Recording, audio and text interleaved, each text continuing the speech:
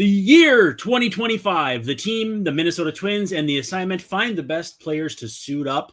Let's get Locked On Twins.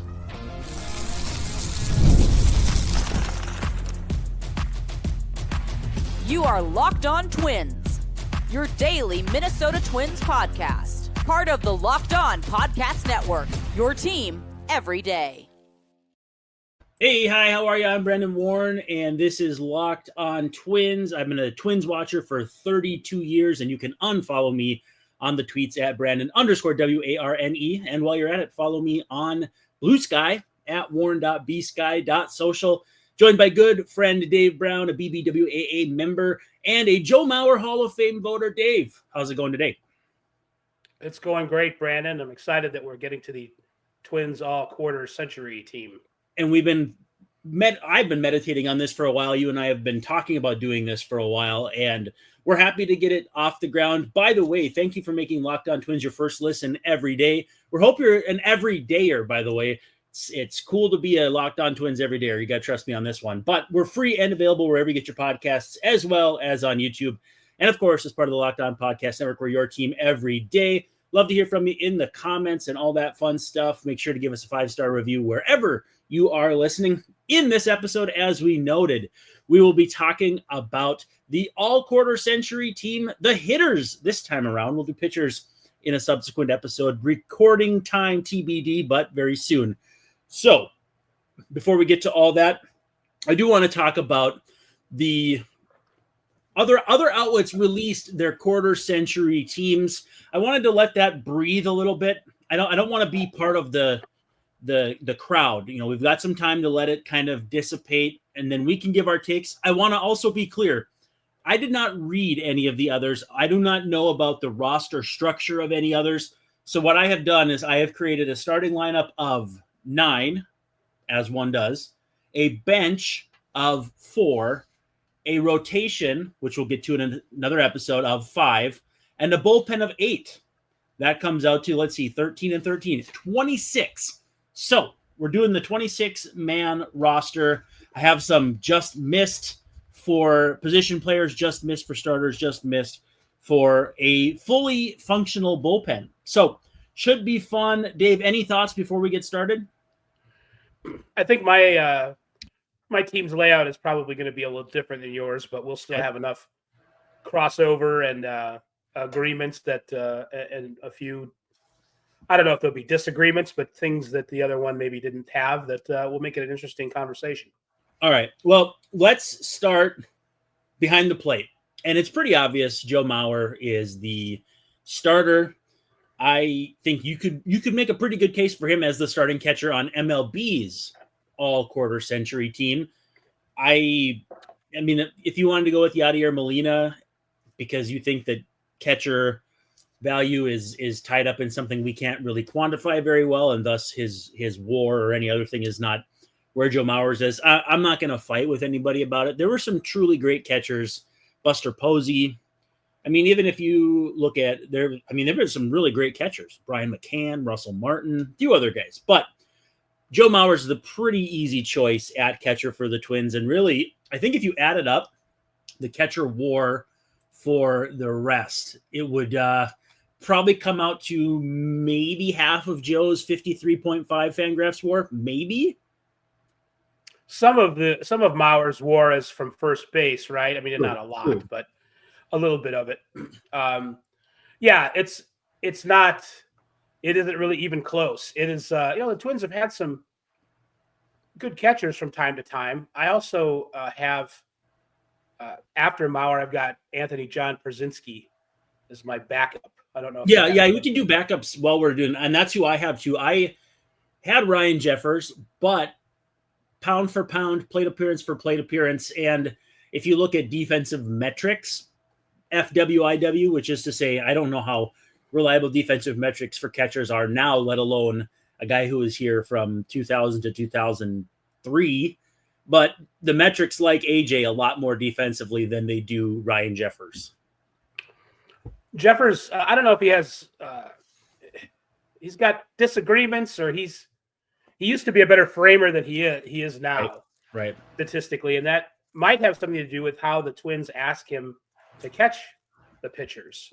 You can't. They might want him to do something other than frame as far as being a receiver. So I don't know. It's that's for as much as I like to think I know about baseball, I don't know that much about catching framing. So if I had a third string catcher, I guess it would be Jeffers. But Joe Mauer, definitely one of the best players of the century so far. Maybe I would go with Buster Posey, if I wanted to create some controversy for like who's better.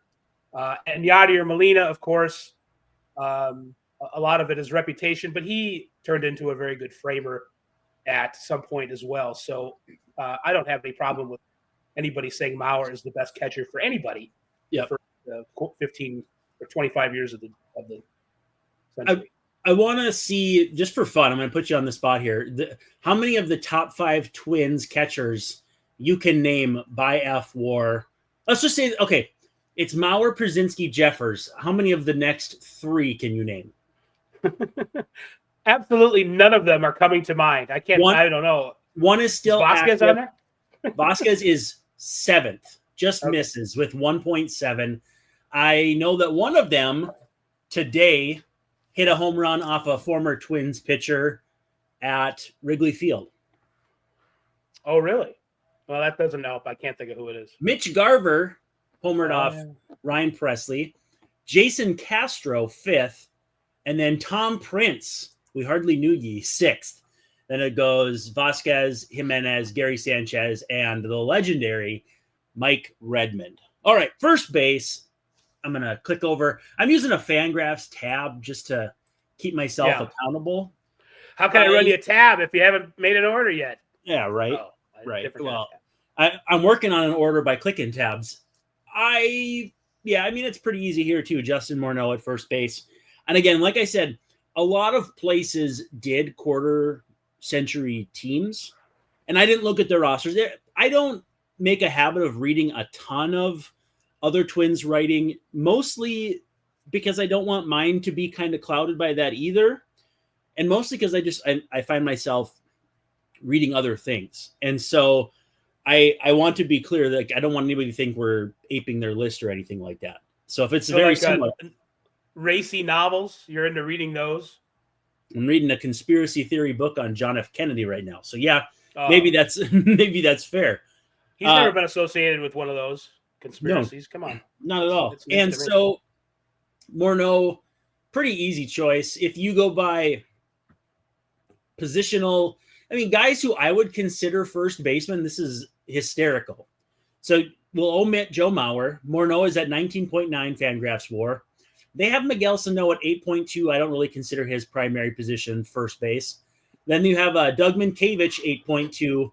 Carlos Santana, who played 1 year for the Twins, is 5th. The rest of the list, Miranda, Crone, Donnie Solani, Kenny Vargas, and Chris Parmalee. So another easy position here with Justin Morneau.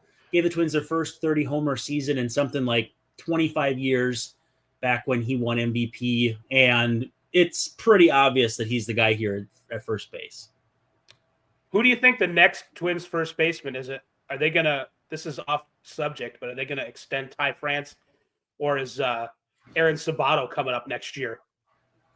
I think next year maybe they'll have Sabato and Keishel battle it out. And if Keishel hits and they don't have space for him in the outfield, you and I kind of agree, you can't really play second base. So what do you do with him? Well, I think next year maybe second base would be more of an option for maybe Keishel. Maybe left field if Bader's out of the picture and they don't want to wreck his arm. But I think Sabato is playing his way into that conversation. Maybe Jose Miranda's still in that mix. I know he's still battling. I'm not a big fan, I see, but I don't know. I would say Sabato. I don't think they're going to bring back Ty France, but they just haven't shown a lot of interest in bringing back guys they signed for 1 year, and I don't think he's going to be an exception. That would be, par for the course recently about how they do business. So how are we doing on time? Should we keep going? Because I find it interesting that Doug Minkiewicz is pretty clearly the second best first baseman that they've had in the last 25 years. And sort of like Przinsky, he's an ornery cuss, but an important player in the history of the team, relatively speaking, because he was part of the regeneration of the Twins, really the first good regeneration of them after the World Series years. Yeah. So if you want to look beyond war, if war is not your thing, man, because you don't dig it, look at some other intangible things to make the people like Przinsky and Minkiewicz of the team. I think they deserve it for that recognition. But no first baseman on my bench. We'll get back to that though in just a second. Let's take our first pause. When we come back, we'll talk second, third, short, and eventually get to outfield and all that fun stuff. But before we keep moving, we got to give some love to Supply House, where you can get the supplies you need from the site made for the skilled trade. That's right. I'm talking about Supply House. Whether you're in plumbing, HVAC, or electrical work, Supply House is the reliable way to order products online. They have an easy-to-use website, which is packed with helpful resources and the latest product info to help you get the job done right. Plus, with a complete inventory of over 200,000 parts from 400 top brands, I almost had that flip-flopped. You'll find exactly what you need shipped fast from coast to coast. If you need help with an order too, Supply House offers expert support and industry-leading service, and you'll always talk to a real person. I know I love that in today's age of having to call and hit a bunch of buttons. I want to talk to somebody who I know can help me right away. And if you're a trade pro looking for an extra edge, the free Trademaster program offers exclusive perks like a dedicated phone line, free shipping, discounts on every order, and all that sort of stuff. Thousands of skilled professionals are already taking advantage, and now it's your turn. Join the Trademaster program today at supplyhouse.com/TM and start ordering plumbing, HVAC, and electrical supplies, easy for me to say, with just a few clicks. Plus, use promo code SH5, that's Sam Horn 5, for 5% off your first order. That's supplyhouse.com. All right, we have moved on to second base. We're going to wrap up the infield here before our final break. And for second base, I think you could make a case for a couple guys. I went with Brian Dozier, obviously solid defender once he moved off short, base runner, stole a few bags, took his walks, hit for more power than I think you ever could have imagined from a guy who didn't show that much power in the minors, was a senior sign out of college. One of the great scouting and development successes for the recent Twins. And a very handsome player as well. And you can't, aesthetically speaking, you want the team to look good and to play well. Look good, play good. This is very interesting. I mean, maybe the secondary guy would be Jorge Polanco, also at shortstop. Some people might actually put him ahead of Correa, which is, I wouldn't, but it's interesting to me. Morneau, Dozier, these are very good players. I mean, this is not, a lot of people would love to have a second baseman like Brian Dozier on their all quarter pole team, on their all a quarter century team.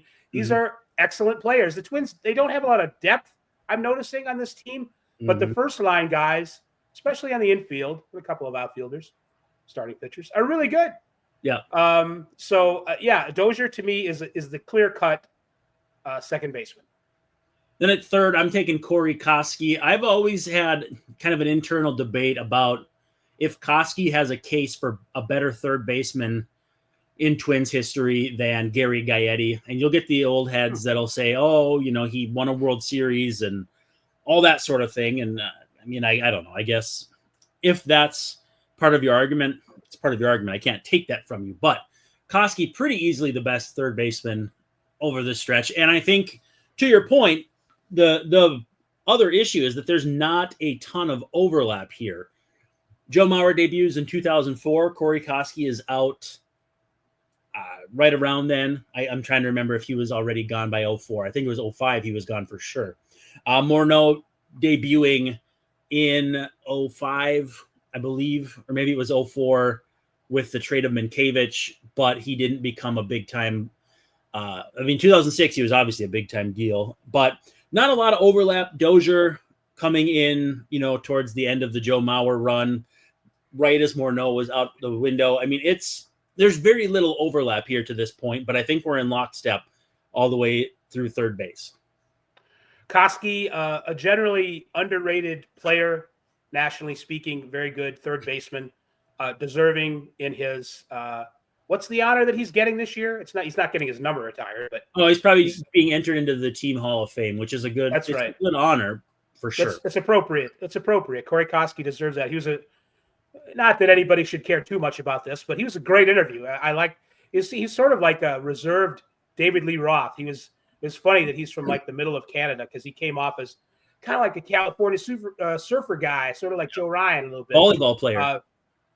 Absolutely. Great athlete. And every once in a while, you'll see him on social media put up his not highlights, but just the fact that he's playing, I want to say softball with his kids. Town ball. It's actually amateur. Is it town ball? Yep. Is it amateur baseball? Yeah. So he even gets to wear number 47. He's probably, and how old is he? He's probably around 47 if I'm. Yeah, maybe. Yeah, he's about my age as I shave a few years off my life. But Corey Koski, secondary third baseman, Trevor Plouffe, sometimes called Tyler by me by accident. But Corey's Koski, 51, so I undersold him. He's definitely my age then. Yeah, closer to it. But Plouffe, a decent second. A better second. Third baseman to Koski maybe than Minkiewicz as the first baseman to Morneau. So a little more depth there for the Twins. Plouffe was an excellent ball player. Koski, clearly the guy there at third base. Here's where my true infielder backup comes into play. He's listed at third base. Nick Punto, who had a nice Twins career. Biggest trouble he got into is when he'd hit the ball in the air, which I know we're in an era where you hit the ball in the air and it's a good thing, but he got a little fly ball happy and not as much ground ball line drive, which ground balls at the Metrodome, a little different than they are at Target Field. But for a guy who could do a little bit of everything, play second, short, third, I'm sure he'd play a short first that's a joke, if you wanted him to. But that's my utility infielder, strictly infield only. And so all that leaves, though, is did you have an infield backup? I know. We'll move on. Shortstop, I've got Correa, so I just want to get that out there. But my infield, shortstop Correa, and then Punto is my infield bench guy. I like having Punto on the team. He's OG Piranha.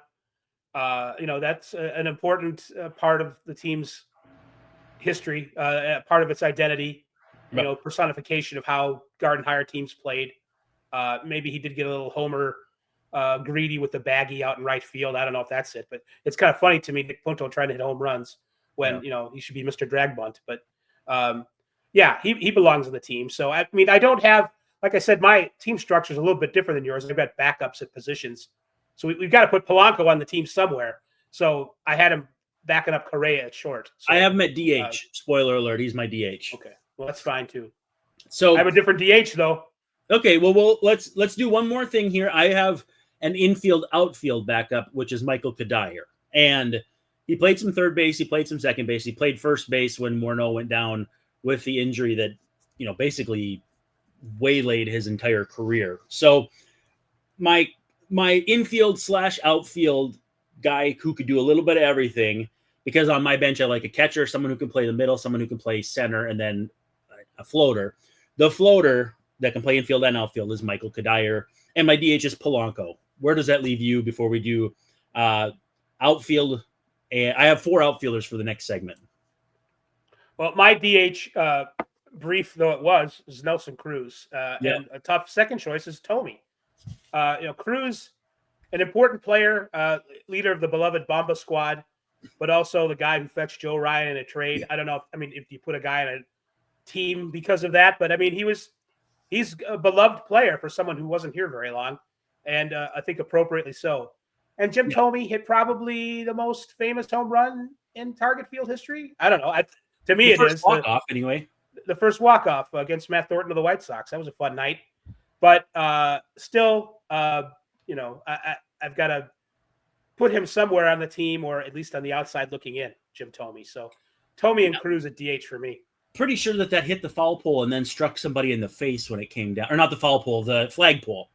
And hit someone in the face. By the way, it got in the way of the right field parking ramp that I love so much. So right. Hopefully next time they'll clear some things out and Jim can get the whole thing. my just missed list as we go to break: Ryan Jeffers, Eduardo Escobar, Luis Ariz, Trevor Plouffe, Jason Bartlett, Christian Guzman, Eddie Rosario, Jack Jones, Miguel Sano, and Nelly Cruz. So when we come back, we will talk outfielders and then take a break long enough to collect our thoughts to talk pitchers in the subsequent episode. But first, let's take a couple seconds here to give some love to a sponsor.